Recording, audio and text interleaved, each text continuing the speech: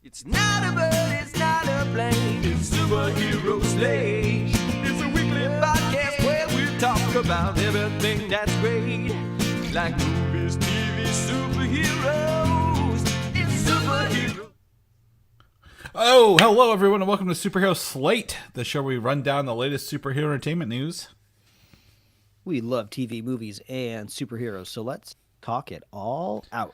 My name is Chris. And my name is Mike. And this week, we're reviewing Alien Earth, in case anyone hasn't seen that show that wrapped up on FX, last week, I think a week ago.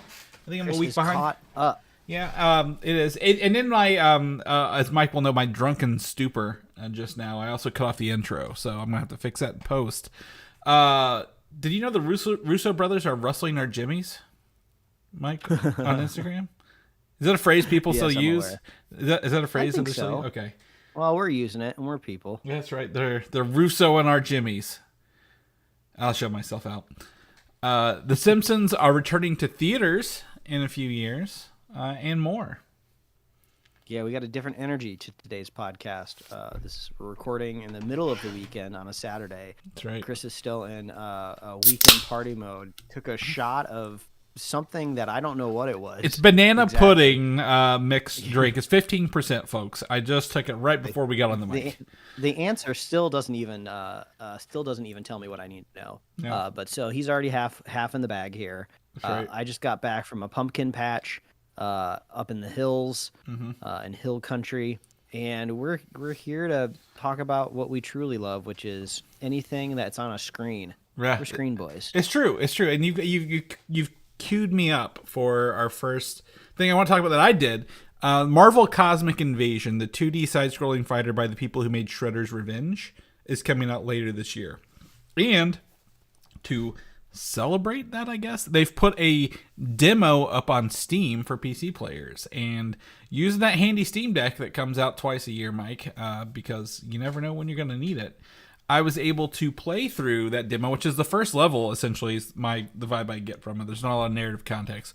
You're just dropped in, you're fighting bugs. But it has, I would say, it's like seven or nine characters to choose from. And this is a game I'm going to happily play the shit out of when it comes out this fall. Because what I didn't know about this game is, number one, you choose two characters to play as, and you can swap between them. Kind of like how you have, like, in Marvel v. Capcom, you have, like, 3 to choose from. So you can actually do team-up moves with your other character as, like, a special ability, which is awesome. They also have regular attacks, strong attacks, charge attacks, block attacks, parry attacks. Most people can swing, fly, or double jump, and they all have some sort of projectile ability. Like Spider-Man's webs, Nova has a laser blast. And I've played through this with every character, like, because it's just one level, it's pretty fast to get through. Every character, my favorite character, Mike, hands down, is a surprise character, Captain America.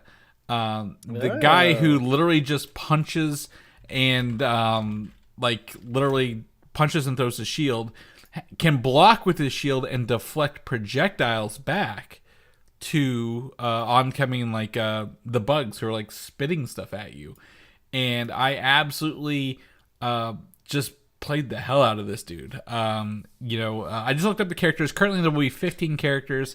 In this demo, I get Captain America, Nova, I believe it's Phyla-Vell, who's like their Captain Marvel, Rocket Raccoon, She-Hulk, Spider-Man, Storm, Venom, and Wolverine. I just had a good time, and this thing is also 2 to 4 player. It supports crossplay. Buddy of mine, Patrick, he's coming down next weekend. He's going to actually be in the room while we record. Mike, he's going to listen just to my side of the conversation, which is going to be an interesting thing. Because he's going to be here, he's not going to interrupt anything, and he's probably over there shaking his head that I'm bringing it up. But we're both going to play probably, hopefully on our Steam decks, at least play the demo level, because it's just so fun. Like, do you remember playing side-scroller, like, beat-em-ups as a kid, like the Turtles or the Simpsons and stuff like that? Yeah. I mean, just the format of side-scrolling in general is extremely fascinating and satisfying. because it's a whole dimension that you don't have to concern yourself with. Like, I'm just going from left to right or right to left, depending on what type of world they're building. Yeah. And it just frees you up to concentrate on just like usually a fun beat 'em up mechanic. Yeah, and the beat 'em up thing has to it has to feel good, right? It can't be like, oh, I'm getting, kicked around or I'm doing too powerful. It feels really fun in this. Like the combos, like until someone hits the ground and disappears, you can actually just keep like comboing them in the air. Like you can, what's that called in like fighting games where it's not combo, but like Juggling. You can juggle the enemies for as until they hit the ground, which is super fun. One of the concepts, I haven't got there yet, but one of my favorite thing about fight 'em street games like this, you can always tell when you get to a harder enemy because they change color. It's like the same boss, but like the same body, but a different color. And then everybody has one attack, which it's like a clear all, kind of like a burst or whatever. Venom waves his tentacles around. Wolverine does some slash, stuff like that. So I've had a really good time with this game. And anyone who has Steam, the demo is free. It's the first level. I recommend playing it because I'm going to be absolutely thrilled when this game comes out. Go ahead. I was just gonna say it's that time of year for just games in general, and also 2D. Was it Hollow Knight had like a new sequel or Silk Song, Hollow Knight Silk Song. Ghost of Yote is out and about, I believe, or it will be out and about, right? Someone showed me a video of that Ghost of Yote can go from the PlayStation completely cold start, not running in the background, to in-game within 7 seconds on a PS5, Mike. Yeah. Can you imagine? Like no loading screens, nothing. Just boom, in game in 7 seconds. I mean, I have it installed and ready. I was at Target running some errands. We have some company in town this weekend.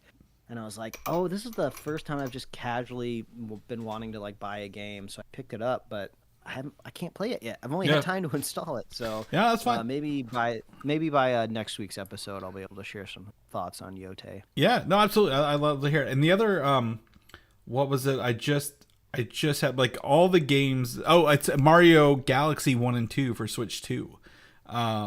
To revisit those. And you can actually use the Switch 2 controllers and mouse as the pointer because remember all the Wii games, you had to have motion controls for those. So yeah. I've only played like maybe 10 minutes of Mario Galaxy. I've never played the second one. So I've been telling my wife, I'm like, we should probably buy it. And she's like, well, we already have them for the Wii. I'm like, but do we have them for the Switch 2? Wink, wink. Exactly. We need those. Before we wrap up the Marvel Cosmic Invasion, the other characters that will be in the game that are not in the demo are Beta Ray Bill, Black Panther, Cosmic Ghost Rider, Iron Man, Phoenix, and Silver Surfer that we know of. And I don't remember if you played the Turtles game or not, Mike, when it came out a couple years ago, Shredder's Revenge. But that game has continually received DLC in the form of other characters. Usagi Yojimbo, the rabbit samurai. They got the chameleons from the Turtles thing and other stuff. So it's been a pretty good time. I'm very excited for Cosmic Invasion. I'm very excited for the winter game lineup. No matter how hard it is to be an Xbox gamer right now, with literally all the price increases across the board for that. But it's a good time. I recommend the demo on Steam. Let's get into one of my favorite casual watch movies, Mike, The Mummy. I love throwing on the original Mummy with Brendan Fraser all the time. It's like, what's that, like a comfort watch, like background noise kind of thing.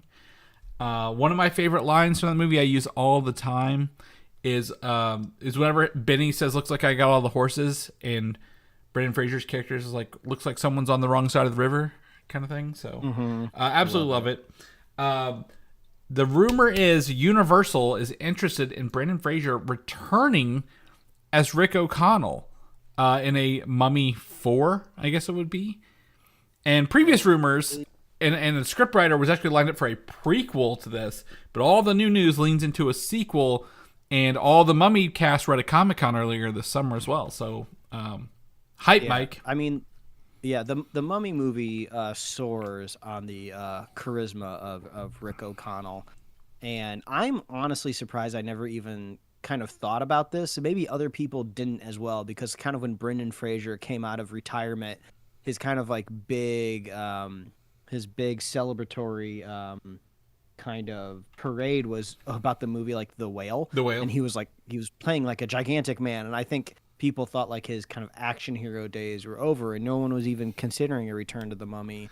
And he was also in a fat suit. He was in a fat suit for people who don't know. He was not that size in real life. And also, he didn't really have fond memories, or at least when he did all of these kind of like articles and interviews over his like career, he always talked about just how ground into the ground he was, trying to stay fit for these roles and like getting injured doing the stunts. The problem is he shouldn't have done Monkey Bone. Monkey Bone was really the downfall of Brendan Fraser, and we can all admit that on the podcast. But continue. Oh, I'm thinking Bedazzled, the one with Elizabeth Hurley. Yeah, I don't think I've seen Monkey Bone. Oh, yeah. Check it out. Yeah, that's Bridget Fonda is actually in Monkey Bone, for people who don't. And I think Chris Kattan. I can't think of a movie with Chris Kattan in it that made money at this point. But it's funny. I was putting the thumbnail together for the episode today, and I was trying to think of some copy for it, and I was like, "Oh, The Mummy Returns," or Brendan Fraser Returns. Wait a minute, no, that was what the second movie was called. And then I was thinking, oh, I should do like a pun on like, there's a threequel coming, and I was like, oh wait, I forgot there was a third movie. There was a third movie, yeah. There's like a Chinese mummy or something like that. And I was like, oh boy. Jet Li was in it, I believe, right, as like that mummy. I earnestly tried to stream that, I think within like the last year or two, and it was not streaming anywhere at the last I checked. So this could be one of those things where it's just like, oh, the first two, those get like premium billing. Those are the ones that everybody wants to license for streaming. And this third one, it's on like Pluto TV somewhere. Well, and that will tell you, it even had the Scorpion King spinoff with The Rock that kind of got The Rock into action movies, because that spun off of the second one. And that had its own franchise with a bunch of straight to, I guess, VHS DVD movies at the time. So that's always fun. I always forget about that third movie, except for those damn abominable snowman scene. It didn't even have Rachel Weisz didn't even come back for that one, right? Like she was like they had to recast her as another actress. So I only remember the first two, and that's because they're so fun. And we talked about this before on the show. It was like, what if they had continued like Creature from the Black Lagoon in this universe, or Dracula set in the Rick O'Connell universe would have been absolutely such a great time. That would have been amazing. When I read that like post that was going around, I was like, this would have been perfect. Yeah, and it would have been fun to see like what would they have called it, because they have the name recognition of mummies. Would they call it like Mummy Dracula Returns, or like Mummy Night of the Mummy? They probably would have done at the time the Mummy versus Dracula, and it would have been Brendan Fraser teaming up with the Mummy that he just beat to defeat Dracula because it's a bigger threat. That would have been good. Yeah. I also forgot Brendan Fraser did George of the Jungle of 1997 during the Tarzan phase of the 90s. And for a fun fact I'm going to pull up here on Wikipedia, he's born in Indianapolis, Mike. A little Hoosier himself, like the rest of us. And for people who don't remember or didn't watch it, he was also a character on Doom Patrol, a DC live action show that was on the DC Universe Network until it went to HBO Max, alongside Alan Tudyk, because he's in everything along the way. But for those who may or may not know, the Dark Universe at Universal have a new park, but they also have a new franchise because, what was it, the Invisible Man movie that took off a couple years ago? The werewolf? Wolfman? They did a werewolf one, but I don't think it really made much of a splash, so I don't know if that's going to affect what they're going to do. Well, it shouldn't yet. Blumhouse still owns it. They have Lee Cronin, who just wrapped up his Mummy earlier this year and will be out next year. So Blumhouse, they're an interesting company. They tend to do interesting things that are unpredictable. So maybe we'll see these either coalesce or not. But even if someone did a modern Mummy movie, not featuring Tom Cruise kissing a woman to death, because that movie was just awful. We even have, I think we watched it on the show back when it came out. But I think a modern Mummy movie does still leave room for Rick O'Connell to return in that if they want to bring them back. But I think, Mike, we've missed the window of opportunity. As much fun as it sounds, I don't think we should go back 26 years to 1999's The Mummy and pick it up again, because you even forgot the third movie existed while making the image. But maybe I'll turn that on tonight. Some background noise. That's a good vibe. Shifting gears over into animated land, the Simpsons have announced a second feature film is coming for them in 2027. It's called the poster we have here. It says Homer's coming back for seconds. It's him reaching for a donut.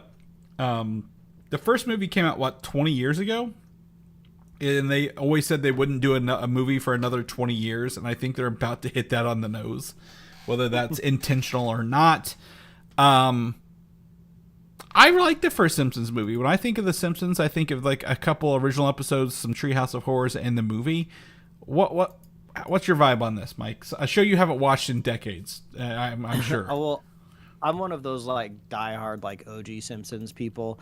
Kind of once you get into like season 8, you're starting to kind of get some of those like, oh, this was an interesting choice for an episode.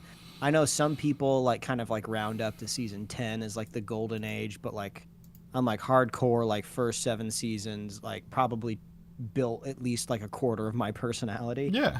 So when the movie came out, it was, God, what were they like in season 15 at the time, or maybe less? But it was definitely outside of when I kind of stopped watching it. So I've only really ever seen clips of the first movie. I've heard some people say like, oh, it's worth a watch, Yeah. At least you have the advantage of when a movie's being made, kind of like everyone involved kind of like understands that it's supposed to be special.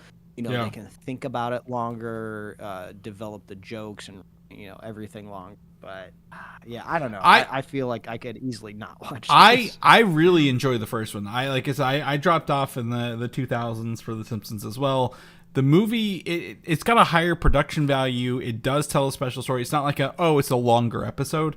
It actually feels, kind of like timeless, like a movie should, right? Like you can watch it anytime, and it doesn't reference the show, what was going on. I'm trying to look it up because it was 2007, so the show had to have been 17 seasons at that point, maybe. Yeah, I was trying to look it up now. Yeah, that's what I'm kind of looking at here. It's got all the writers, it's got the town, the cast. It's on its 33rd plus season, whatever it is. Oops, I went too far back. Yeah, we're gonna look this up live on the show because the episode guide button is impossible to find on IMDb. I'm on Wikipedia. So I actually season during 2007 was season 18. Was 2007. Okay. Yep, you're right. So 18, 19. So it was, pushing 20. Came out 2007. The next one's 2027, which is 20 years later, which there is a joke saying they wouldn't do another movie for another 20 years. So that's pretty interesting. They're on season 37, kicked off literally a week ago, September 28th. I mean, what drives me absolutely crazy is, like you mentioned, the Treehouse of Horror episodes are, some of the most standout episodes that they have. And I even picked up a Simpsons Halloween advent calendar from Costco that I'm on. I actually need to open up day 4. I haven't done that yet. So obviously huge Simpsons fan, but it drove me crazy that Fox could not find a way to air these Treehouse of Horror episodes in the month of October. Like they always get pushed to November due to like football. And it's just like, I'm out of the Halloween season. Like, I'm sure these episodes are great, but like, I won't stand for this disrespect. Yeah, it's not hard because it's not like Halloween changes its date every year, if you will. Yeah, it's like, when it's going to be, like, move it to like a different night of the week or something, like for that one episode. Yeah, I get even like to have like a playlist countdown kind of thing. But either way, so we have another movie. I think if you haven't watched it, that's a good casual watch movie. For that, I think it tells a real fun story. But when it's coming out in 2027 was actually when Marvel had their other movie for the year other than Secret Wars. So now Marvel only has Avengers Secret Wars in 2027. So really leaning into the less is more mentality they've been preaching for the past several years here.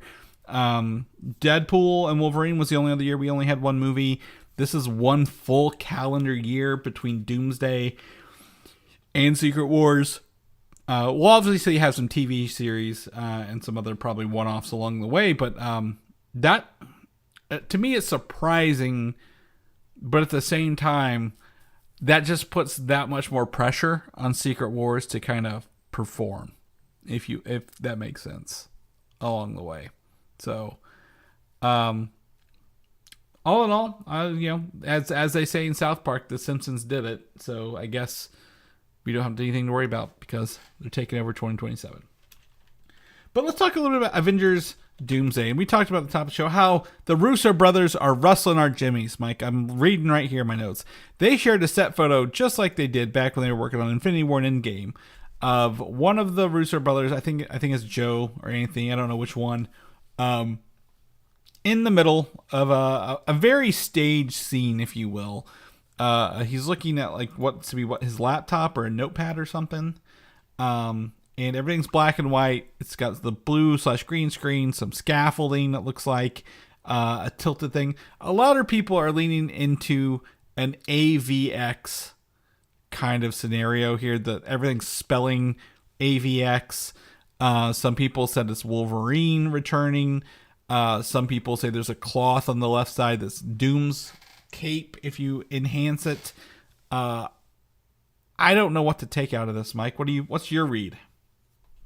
This is our generation's version of like the inkblot test, right? Mm-hmm. I have seen like every single permutation of a letter in like every pixel of this photo. I've seen somebody spell out Wanda and earnestly think that's what it spells. And hey, maybe it does, but you're just like, oh, that's how you're going to make the D? I don't think you could make a D with those like things in the background of this photo. Mm-hmm. Avengers vs. X-Men seems to be the most clear, but also I kind of wonder if, they love doing this kind of stuff to us. So maybe there's like some sort of like, red herring in here. Everyone knew that they would see like kind of the triangle shape and go A, but maybe it's a misdirect. Maybe there's something else going on here.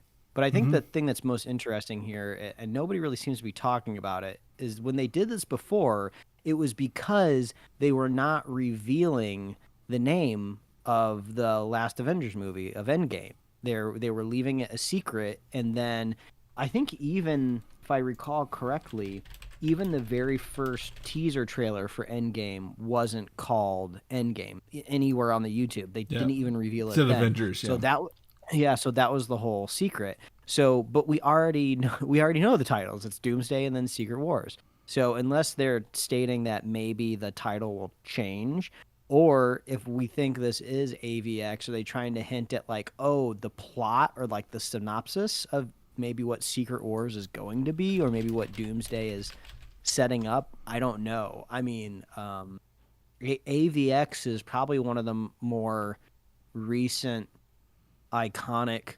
original kind of big summer storylines in the comic books. I mean, there've been other bigger ones recently, but they've been kind of like redos. They like redid Civil War, they redid Infinity, I think they even redid Secret Wars too.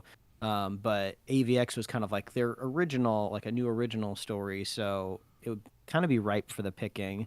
But in my mind, I would think you save AVX, for I don't know, 10 more years, right, until you build all these characters up. Well, I think also I don't think it's gonna change the title. I think we know the cast is built of half Avengers, half X-Men, so that's why people are leaning that way. Because what do we know? Half the cast is from the original X-Men, half the cast is from the Avengers, and that's what it is. And I agree with you. I think it is too on the nose. I've been looking into like what's actually behind on the right there, like that scaffolding, like that metal stuff. Like why is that there? Because obviously everything else can be green screened and not propped up, but like that is built. That is specifically there to be interacted with. So, I was trying to think like, is, Some of the letters look like X's, some look like K's, some look like Wolverine slashes. None of this. If you squint hard enough, you can see anything you want out of this image, and that's like the worst part of it. Even the little dots in the background on the thing look like W and T.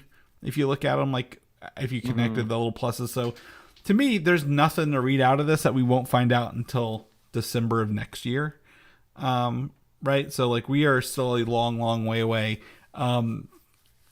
I don't think we'll get this, but other than that, I think it's in the metal framework / scaffolding on the right, because like why would you need that there?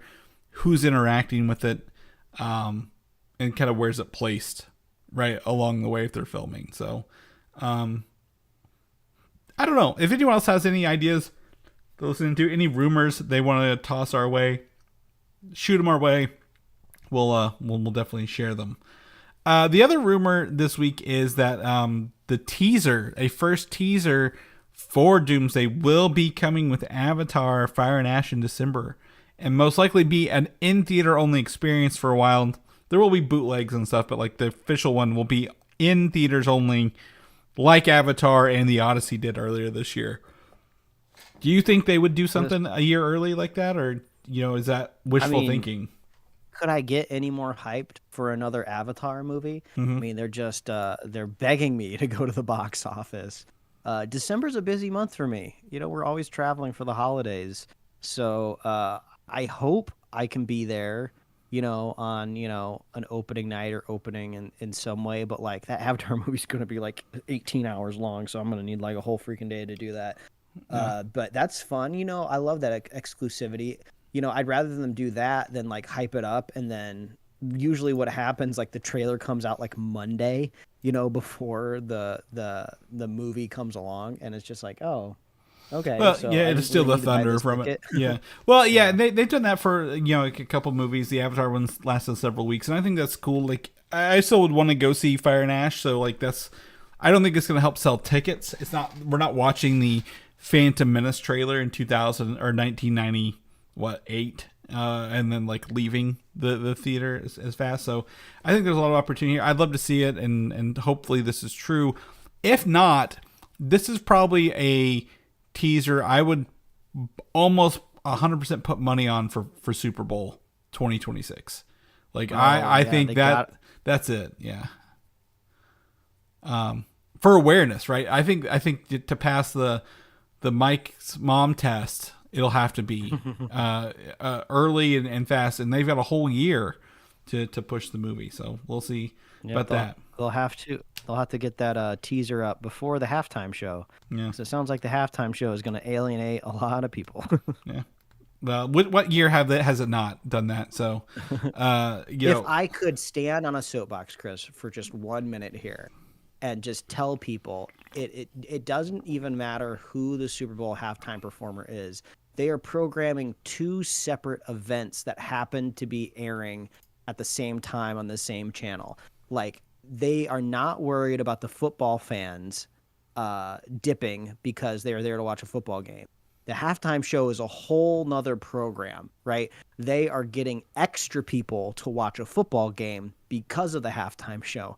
Why on earth would they ever program a halftime show to appease the football fans that are already there? That's all I'm saying. It makes more sense. It's almost like you're either doing like kind of like counter programming. Like imagine like, when they had like Shakira perform, it's just kind of like totally different audience. I know that there's crossover, but like that's the same thing is happening again here. Why are people freaking out? Settle down. Just eat your chili con carne dip. That's what we're all here for. It's just something for them to bitch about until it happens, and then no one remembers. I can't tell you who was at what Super Bowl what year, other than the Weeknd did the one for COVID because no one was around. That's the only time I remember it. So I think, get your panties in a wad now, and you'll forget about it literally the Monday afterwards, because something else will pop up. Moving on to another movie that needs a Super Bowl trailer. We'll have a Super Bowl trailer. I guarantee it's Spider-Man Brand New Day, right? Next year, next July coming out. Currently the rumors are that Scoopers are doubling down on Daredevil making an appearance in this movie based on rumors previously to this week several months ago, but also Charlie Cox canceling a Comic-Con appearance this month due to a new filming schedule he did not have. And then it's just doubled down more from there. Charlie Cox did appear in Spider-Man No Way Home as the lawyer for a young Tom Holland, Peter Parker, early on. And, he wasn't seen ever again in that movie. But if we have the Punisher in this, I kind of would hope to see Daredevil a little bit, right? Like, kind of give him a little bit more. This is something the fans want. And Tom Holland says he's been online reading what fans want. I think this isn't a bad idea if it's street level. What do you think? It'll appease the people that always say, like, oh, why aren't these other heroes showing up? It's, it's Manhattan. It makes sense. Why wouldn't they be here? Mm-hmm. So maybe that'll quell some of that disdain. But also reading, like, the scoopers are doubling down. It makes me think, like, oh, are they putting money? Like, are they bet $400 on Daredevil being in this movie? Oh, yeah. Well, I mean, I am, aren't you? I mean, minimum $400. Maybe more. Well, South Park did just teach me about these betting apps the other week. I mean, I knew they existed, but I didn't realize you could bet on just innocuous stuff. I thought it was all sports betting. So maybe I need to start betting on, like, superhero movie stuff. Yeah, no, I'm not, because they will prove us wrong. They will literally go in there and prove us wrong just to make more money on the other side, betting against you. But yeah, Spider-Man Brand New Day, very excited. We know that we've got a lot of rumors, we've got a lot of theories, so hopefully they can kick that off and maybe kick some ass down the road. On the flip side for the Daredevil show, though, highly Scooper saying, a rumor that Elektra from the Daredevil show will return to Daredevil. They don't know if it's season 2 or 3. Season 2 is wrap filming. 3 will be picking up soon. But it sounds like they are bringing back more Netflix legacy characters to the show. Along the way. This wouldn't be the Jennifer Garner Elektra, right? Yeah. This would be the Elodie Young from the Netflix. Yeah, Elodie Young from the Netflix show. So yeah, we've already had Jennifer Garner come back in Deadpool and Wolverine. She might even show up in the Avengers movie. Who knows? But yes, this would be Elodie Young returning as Elektra from the Daredevil show on Netflix, reprising her role. Fine with me. I mean, honestly, when I think about bringing Defenders back, she's like not on the high on the list because I kind of forgot she was there for 2 seasons. But I think this is fine. Red flags? I could be wrong, but I thought she died. Did she not die? Or did they bring her back to life? The hand, like kept bringing people back to life. So I could look it up. I don't think she was dead. But honestly, it's been forever. She was in Daredevil and the Defenders. I'm looking it up real fast because I don't remember. I thought she was. I thought she might have died when the kind of that dragon cave crumbled in the Defenders. Mm-hmm. Because didn't they I thought they brought her back to life, and they always bring. They always bring her back to life. They just here it is. So although Daredevil technically looked like he died in there, Elektra's body was never found, so she could come back. I mean, honestly, I don't think they're sticking too hard and fast to the Netflix rules for Defenders. I don't think anyone's going to go back and remember that Defenders episode where the dragon took over New York? That really didn't happen. I think it'll be fine. She was a great addition to the show, especially season 2, and being someone who fights similar to Daredevil, right, with her style. I think it's all right. If not, I'm not losing sleep over it. I'm not going to throw a fit at the end of it. This ends up just being a rumor, so good by me. Over in DC land, the rumors are Plastic Man. Yet again, Plastic Man is a project is in the works. It could be a movie. It could be a TV show. Nobody knows for sure. But the leaning into Plastic Man being a body horror film in the similar vein as Clayface, I think that's rumor. But are you even familiar with Plastic Man? If I said they did a version of Plastic Man, if I remember right, in the Arrowverse, in the Flash specifically in the later, if I recall correctly. Or if he wasn't Plastic Man, maybe they called him something else. Or are there multiple stretchy folks in the DC universe? I don't know. But I would think you would go the comedic route, because isn't that character like typically comedic? It seems like a great opportunity to like hire like whoever is like the funniest actor at the moment, right? To give them a stage to stand on. But Well, I think he's it feels it would feel weird to just keep making body horror movies, you know? yeah. I think one of the things about him is maybe he's not. He's like I don't know if he's funny like a comedian, but he's like a zany kind of character. Like gets himself in interesting things. There is he is a plastic body, so he can technically have some body horror. He is also what's the word, like a womanizer, like he like will morph himself into like women's clothing or suits to kind of be a rude boy, if you will, in terms of that. But like he's kind of all over the place. Like most people are like, oh, he's Mr. Fantastic. He may look like Mr. Fantastic, he may stretch like Mr. Fantastic, but definitely a little more zany, if you will. And he's always been played like a not an antagonist, not a protagonist, but like what's that person like a Venom down the middle, like someone who's like Anti-hero. yeah, more like an anti-hero. So yeah, I don't know. I'd be interested to kind of see if they do something with him, but like the problem with this rumor is that Plastic Man fits right in James Gunn's fucking humor scope. Like if I was to pick a character that I'm like, yeah, James Gunn would pick him because he aligns with him in terms of like what he wants to do, this would be the character that does it, if that makes sense. So hopefully it's not body horror, but they might melt a Clayface, a Plastic Man at some point in the show throughout. Do you remember they announced a Swamp Thing movie when they announced the DC universe? Gosh, I still can't. I feel like I still can't get over the news of people trying to get Swamp Thing renewed. Yeah. When it had that first season On the DC universe, and then what was it, CW, I think as well. James Mangold, who was signed or announced as a director of Swamp Thing, has signed an overall deal with the new Paramount Pictures after the most recent merger, and he will develop, direct, and produce feature films projects for the studio. What does that even mean at the end of the day, Mike? I don't know. But despite this deal, James Mangold currently remains attached and available to develop all his other projects. Other than Swamp Thing, do you remember what else he's attached to that we would talk about? He is attached to that prequel Star Wars movie, right? Yeah, like the First Jedi or something like that is what it was called, or something like that. Yeah, so he is currently in limbo in Star Wars land. He's currently in limbo in DC land. But over at Paramount Pictures, he's going to be doing some other stuff. I was trying to think. Well, the last James Mangold movie I remember watching was Indiana Jones, the newest one that he did.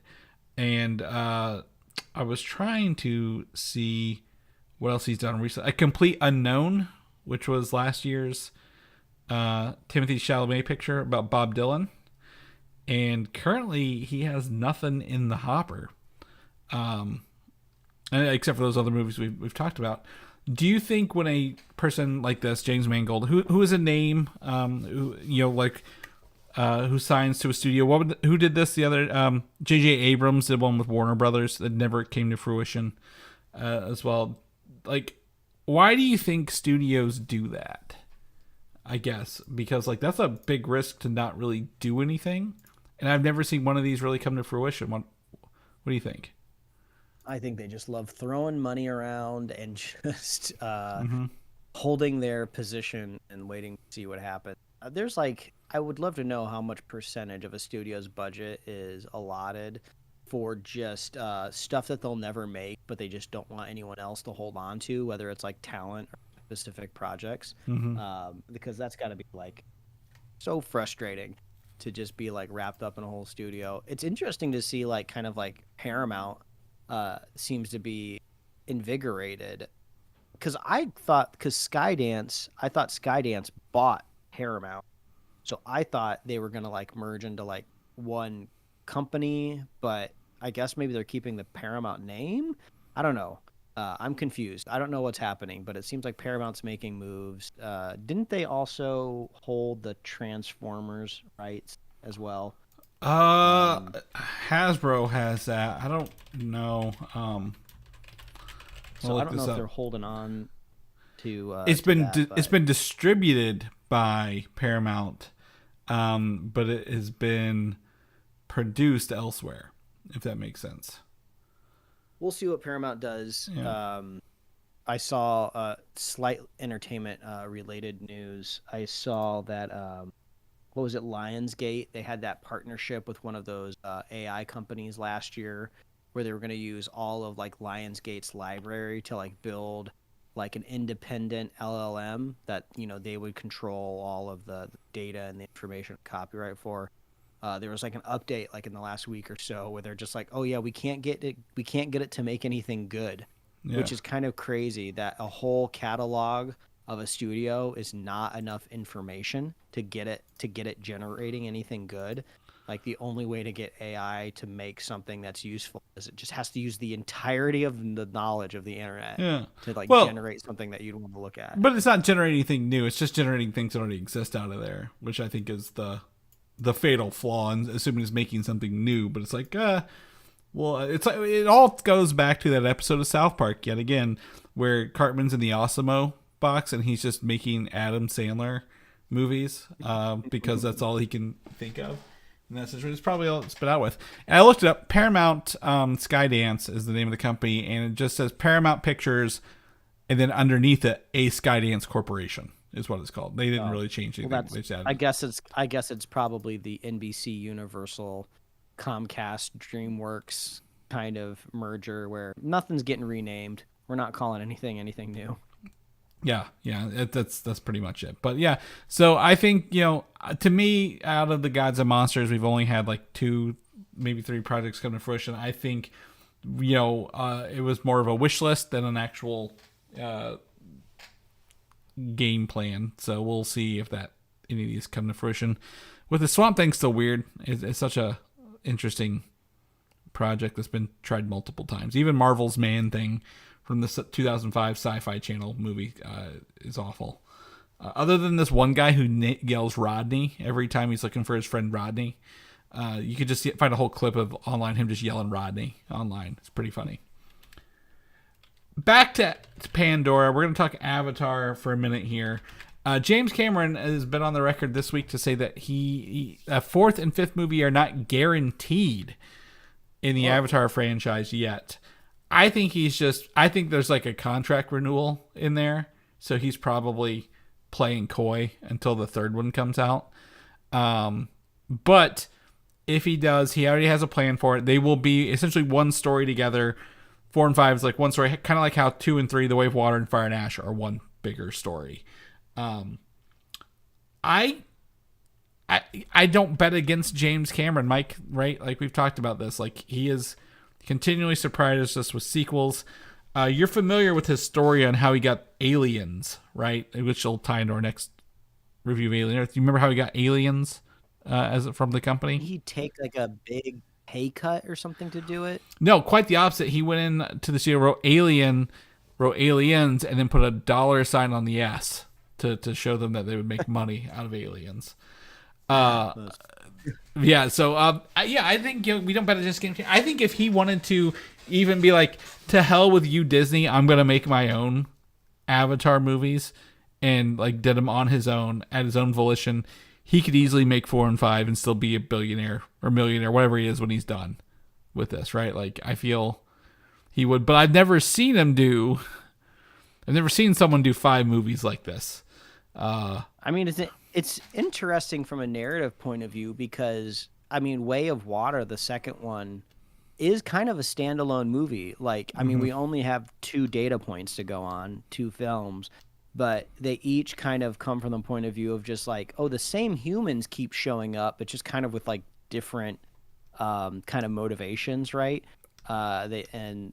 yeah, the Way of Water like kind of had like a cliffhanger, but like if that was the last movie, like Well, I would even say kind of have a way. I think that the thing is here is the time passing, right? Like Avatar 1 to 2, they have a family, right? There's a bunch of Na'vi, and then when they get to 4, I think 3 and 4 or 2 and 3, Wave, Water, Fire and Ash. Like Fire and Ash is probably going to take place probably immediately after, right? Like we it ends on a cliffhanger, but like we're still going to pick up kind of where those events kind of take us. I think 4 and 5 would do the same thing. Another time pass, then tell those two stories kind of back to back, if that makes sense. I think he's looking at it in terms of time passing, because like I like that they're actually moving the years along. Like that's one of my favorite things about Wave Water. It's not like, oh, this is like next year. Like no, they had like several kids. They had to go to Earth. The Earth had to come back. That takes several years. It's not like a day trip. So I've actually really enjoyed that. But Well, I mean, besides Spider, he's pretty much the only human character that is signifying age on the screen. mm-hmm. They brought in a couple different ones for each movie, but they usually just end up getting dispatched by some sort of creature on the planet. They haven't. They haven't killed the general lady yet, who was who brought back the main villain from the first one in his avatar body, who's making all the, I guess, human cities, I guess. But yeah, I'm interested to see, like, again, we're Way of Water fans. I think Fire and Ash will be a good time. So hopefully you do get to see it. If not, I know where there's an IMAX at where you're going to be over Christmas. I know exactly where one's at. We can go watch it. I will pick you up. I'll drive you. I think your child can handle a 4-hour movie in the theater, for sure. So, but yeah, Avatar, no 4 and 5 confirmed, but I have high hopes that after 3 goes through and makes a bunch of money, they'll be fine. And they're like, yeah, we'll make more. We're at the end of the show. Not a lot of news this week, but we want to talk about a series that wrapped up last week, Alien Earth, series on FX by Hulu, whatever it's called, by Noah Hawley, who has worked on Fargo and Legion, and has brought a new, I guess, chapter into the Alien universe by bringing everything to Earth, I guess pre or post the first Alien movie, but before the second one. So it's hard to tell the timelines, but I thought it was supposed to be, I could be wrong. I think I read this when the first 2 episodes were premiering, but I think this is supposed to be just a couple years before the event of the first movie, which kind of might make sense, because if I recall correctly, in the first movie, they already, Weyland Yutani Corporation already knows about the xenomorph's existence. Like, they already know it's a thing. It's not like a mysterious alien to them. It's like a known quantity. So this would kind of possibly explain how the company already knows about it. They do, and you're right, because I was thinking of it's Romulus is between Alien and Alien 2. Alien Earth is 2 years before Alien, but it's after Prometheus and Covenant. So these horrible names that are hard to remember when we talk about them. But yes, this is pre Sigourney Weaver's movie, but after Michael Fassbender's movies by several years, if that makes sense. Mm-hmm. So so Alien Earth had 8 episodes, did weekly releases on FX. I've been tuned in from day one, but I was not able to catch the last 3 until the past few days. Mike, did you binge watch all these, or how did you watch it? I watched them week by week, like a good little boy. Tuesday nights were my appointment television, and I was so excited every time I was ready to watch Alien. I was so hyped. I can't really explain my infatuation with the franchise, but I think it's kind of similar in a way of, like, when I think about Star Wars, I think about it like wrapped up in like one object. Like, it's the lightsaber. It's like the thing that makes Star Wars like unique and different. Obviously, you can tell really interesting stories outside of a lightsaber. I mean, look at Andor, amazing TV show, but like the lightsaber is like this perfect embodiment of like kind of how it's like fantasy space. To me, like, Alien is perfectly personified like by the alien. Like, the xenomorph is just such a cool, iconic design. Like, you see it and you you know primally inside of you, you need to be scared of it. You know, you don't need to be told anything about it. It doesn't need a backstory, and it's just there to kill people. And I loved every week when I even just got a hint of it. Yeah, and to me, what has been great in the hype about the show is it's not just about the xenomorph anymore. They were like, obviously the xenomorph is scary. All the movies have been based on the xenomorph, but if anything, we've seen the engineers as aliens and Prometheus and Alien Covenant. There had to be more dangerous specimens out in the world or out in the universe, and Alien Earth has essentially treated us to, hey, here are there are xenomorphs, yes, but there are other deadly specimens that need to be studied and brought that kind of add a little bit of I would say energy and a little bit of surprise and suspense to the show, other than just relying on a singular alien, if you will. Yeah, and if it's not clear, we're about to jump into talking about specifics of this. So if you haven't watched Alien Earth yet, I would pause this little TV, not TV show. Well, maybe this is a TV show. If you're watching it on YouTube, this could be a TV show. Give us a pause and go watch Alien Earth, because I would love to talk about spoilers, because if we're going to talk about like specific aliens in general, I remember the last time we checked in on this show, Chris, you were bummed that they kept teasing us with these other aliens and we didn't get more of them. Are you now a little bit more satisfied towards the back half of the show? Do you feel like there's more exploration with these other aliens that you would still like to see? How were you left whelmed? Yeah. So to me, I kind of can't tell some of them apart in terms of like there's a fly species and a tick species, and I kept being like, are they the same thing? Or not. I don't remember. Some of them were just a little too similar, but like other than the eyeball creature, they were kind of episodic in nature, like used for a moment, used to show us how they kill, and then kind of forgotten about, if that makes sense, along the way. So I am disappointed that we didn't get more journeys with them, but obviously I will say the focus of the show necessarily wasn't on the aliens. It was on the new synthezoid hybrids, which are human consciousness transferred into synth bodies. And those were really, I think, where a lot of the time and energy went into, rather than the creature of the week or creature feature, if you will, for the show. Yeah. I mean, outside of just the franchise of Alien, this is just really, really good science fiction storytelling.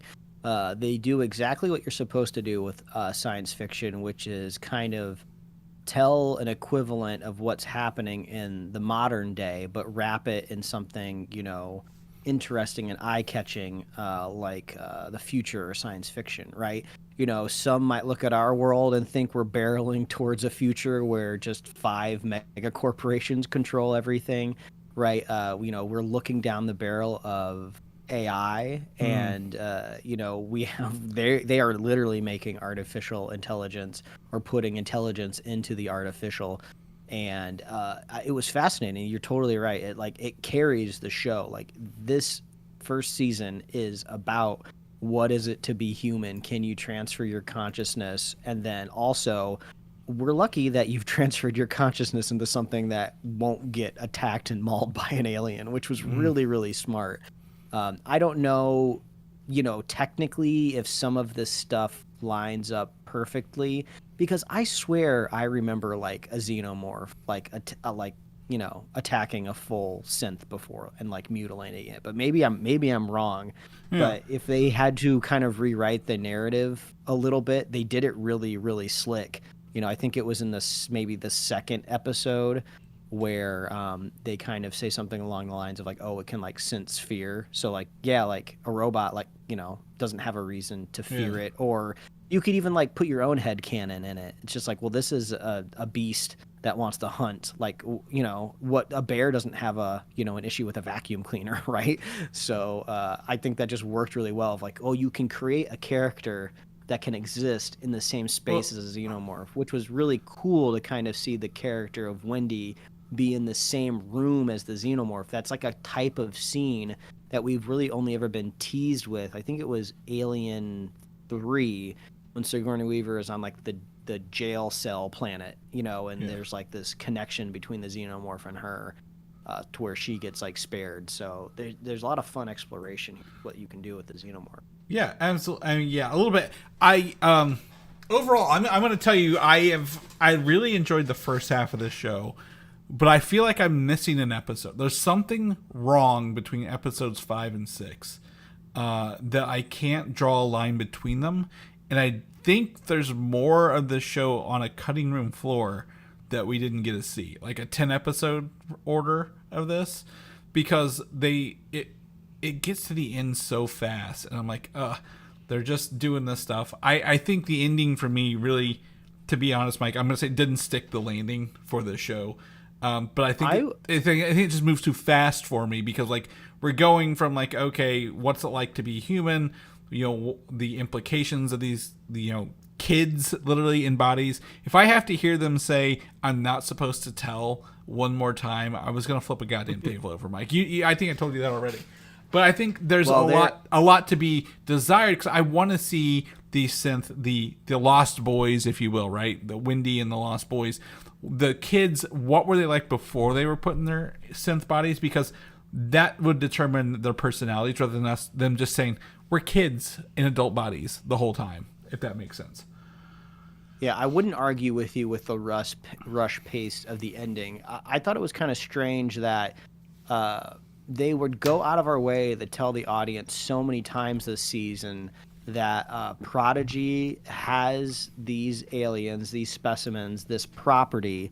They're not giving it up, and Weyland-Yutani doesn't have the authority to go get it. Like, they made it like very political. They set the stakes that there would be these big ramifications if somebody overstepped, but then just out of nowhere they were just kind of like, oh no, we're gonna send in like this shock troop team. Mm-hmm. You know, they're gonna come in like the Navy SEALs commercial, out of the water, and they're just gonna go in there and take what they want. And it just kind of felt like, well, okay, I could see at a point like getting frustrated and sending them in, but like I thought maybe that there was gonna be something a little bit more to it. Like there was maybe something physical keeping these soldiers from arriving at the island. And that's what I thought, maybe that like two-way connection between that kid and the cyborg was going to be. Yeah. Like he kept trying to contrive this crazy scenario in which he would convince a child to sneak an alien off the island, which seems pretty far-fetched. I suppose if it's your only option, you know, give it a shot.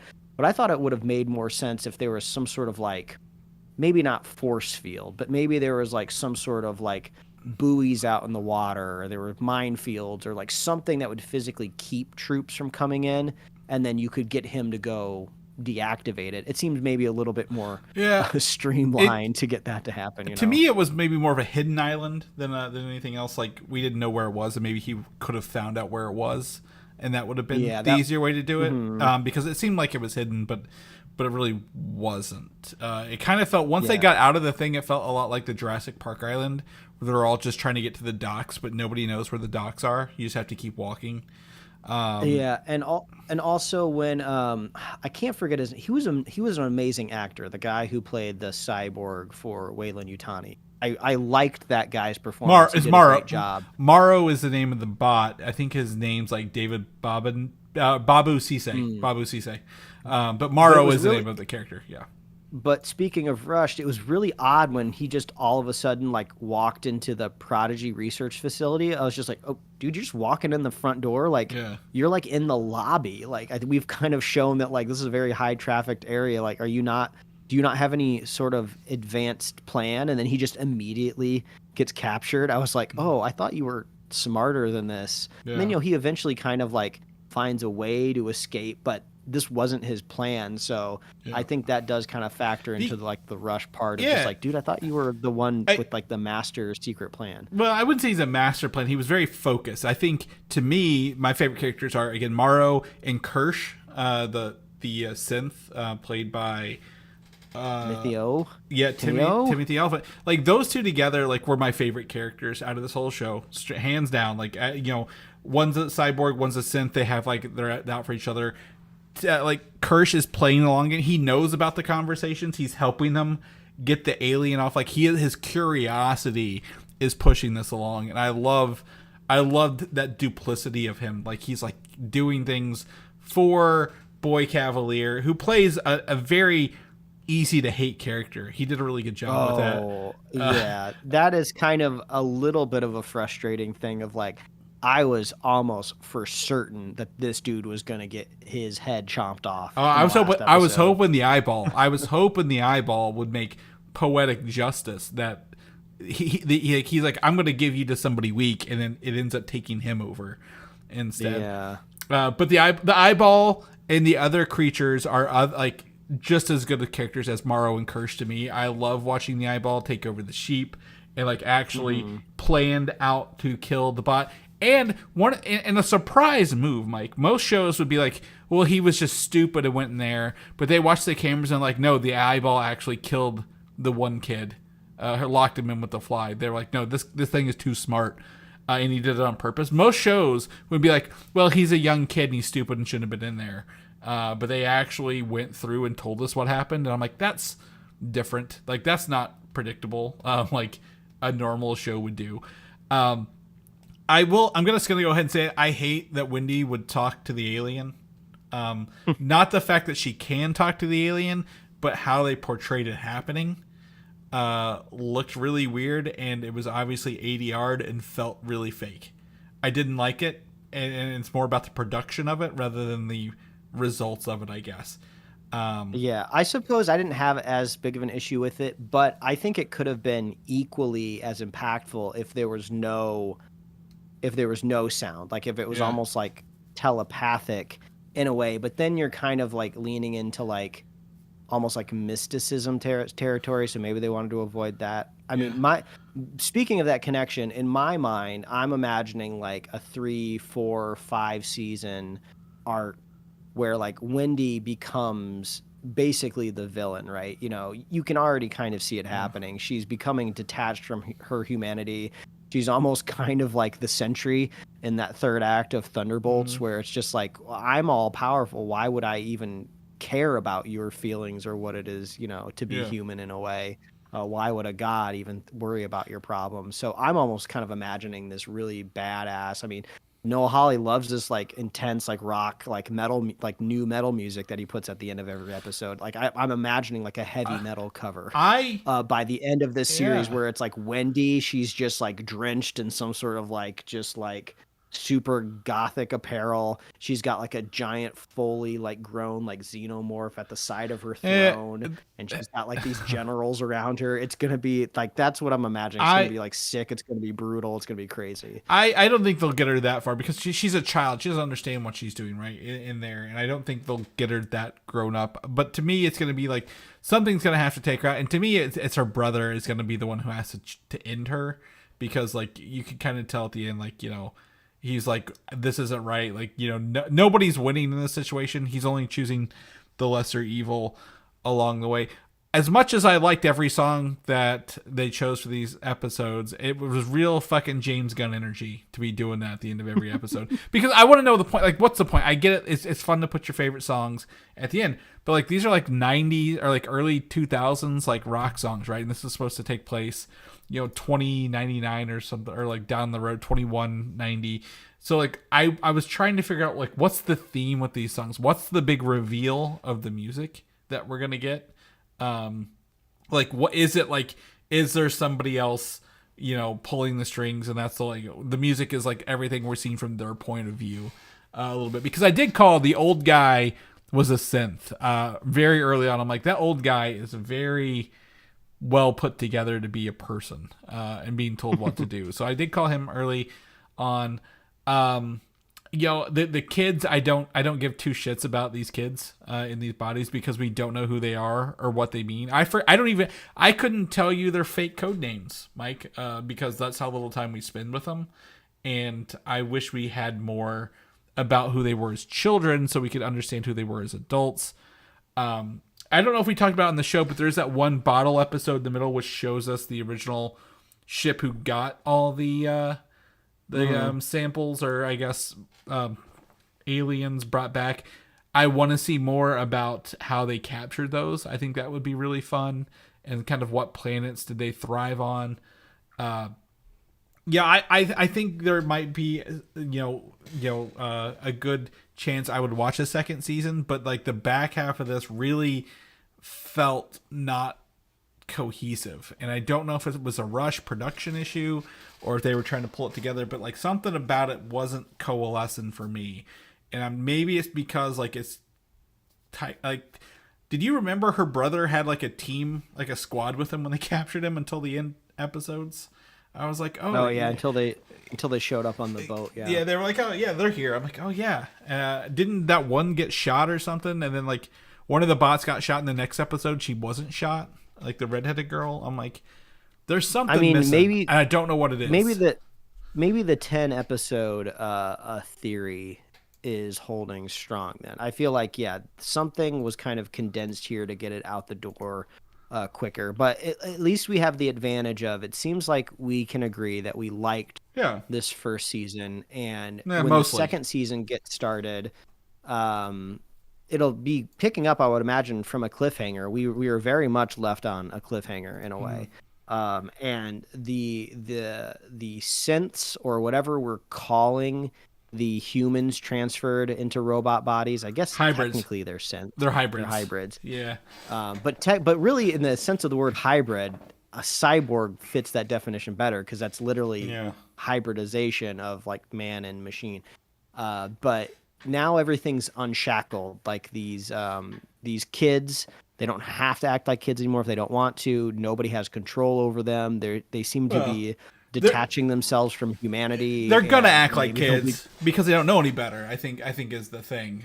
We're gonna see them make those. Like it was like the last episode where the scientist guy, before the chest burster came out, he's like, I can tell you're lying because you don't know how to lie because you're kids. Yeah.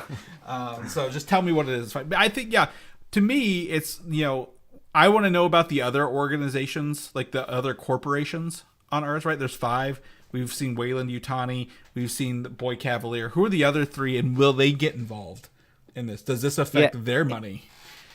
And what is the... I'm sure there's deep lore in like a novelization that maybe explains it, but it sounds like Noah Hawley doesn't care too much about sticking to that, which I'm okay with. But I always thought it was Wayland Yutani that ends up like on top. I thought they were like the corporation. So do they kind of find a way to overtake...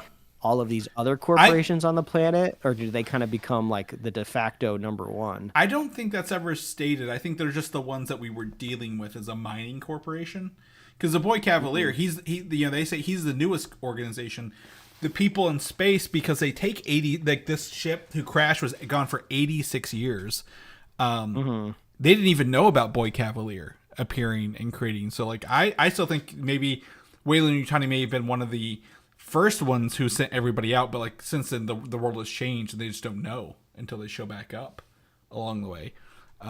So I would love to learn more, but I think the other corporations need to show up, because I think, to me, it's not necessarily political thriller. It's not political. It's like corporate, like espionage, corporate sabotage, like or like even like, oh, we have to all combine together to take down what the Boy Cavalier really fucked up for all of us. So I think there's a lot of opportunity. And maybe you agree, like there's a lot of opportunity where the next season can go, and we're not stuck with just an alien loose on Earth at the end of the day, because that was my fear, that they're like, oh, the xenomorphs are out and the Earth's screwed over. Well, they've surprised us, and the xenomorphs, both of them, a big and a little one, are not under her control, but with her, like, because she can talk to them, I guess, and they see her maybe as like the queen in this moment. So I don't know. We'll see. They haven't announced the season 2 yet, but I know it's fresh for that. Anything else you want to add for the show before we wrap it up?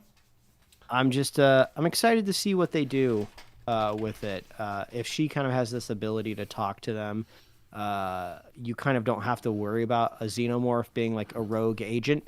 You can kind of go anywhere now because it's not going to be like loose. So they could easily sneak these xenomorphs into like a city, or like she's a robot. If like they find a way to weaken her vocal cords or like ruin her like robotics, that would make them unstable and actual threats again for everybody. That's true. Or maybe she gets into experimentation and she's just like, well, I don't want this xenomorph anymore, or I want other ones.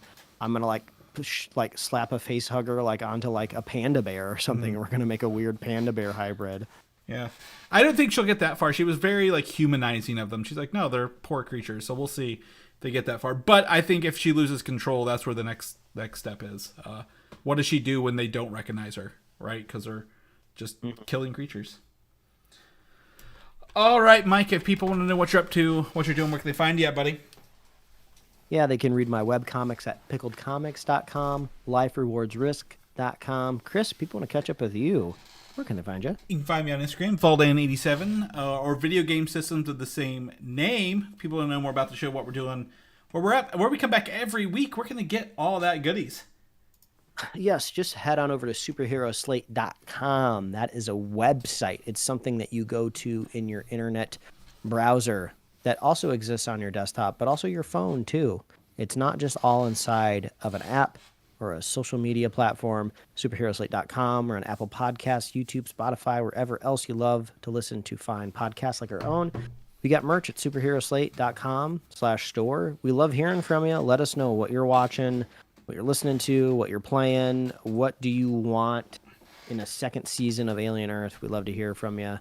And if you want to be a super fan of this show, all you have to do is share the show with a friend, share the show with a buddy, and we will be here every week, folks. That's right. We'll see you guys next week. Bye.